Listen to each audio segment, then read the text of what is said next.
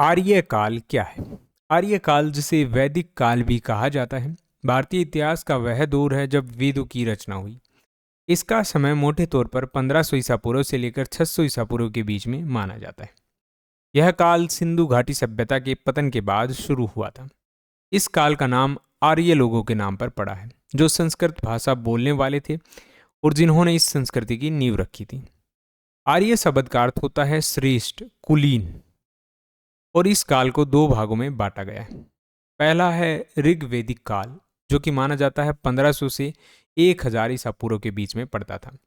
इस काल की जानकारी का एकमात्र स्रोत है ऋग्वेद। ऋग्वेद के अंदर इस काल के बारे में जो जानकारियां मिली हैं, इस समय आर्य मुख्य रूप से जो सप्त सिंधु है, यानी पंजाब और उसके आसपास का क्षेत्र, वहां पर रहा करते थे और उनका समाज कबीलाई और पशुपालक था, यानी पशु रखते थे और गाय को काफ़ी ज़्यादा उस समय पवित्र माना जाता था।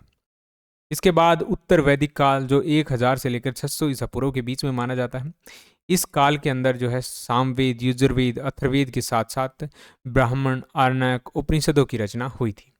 इस दौरान आर्य गंगा यमुना के दोआब में फैल गए, यानी उत्तर प्रदेश और जो बिहार वाला एरिया है वहाँ पर फैल गए थे। कृषि मुख्य पेशा बन गया था और बड़े राज्यों का उदय होना शुरू हो गया था। जनपद, जो 16 जनपद मुख्य माने जाते हैं भारतीय इतिहास में, उनका उदय स्टार्ट हो गया था। समाज में वर्ण व्यवस्था अधिक कठोर हो गई थी, यानी कि जब ऋग्वैदिक काल था उस समय ऐसा कुछ खास नहीं हुआ था, लेकिन उत्तर वैदिक काल में ये सारी चीज़ें होने लगी थी।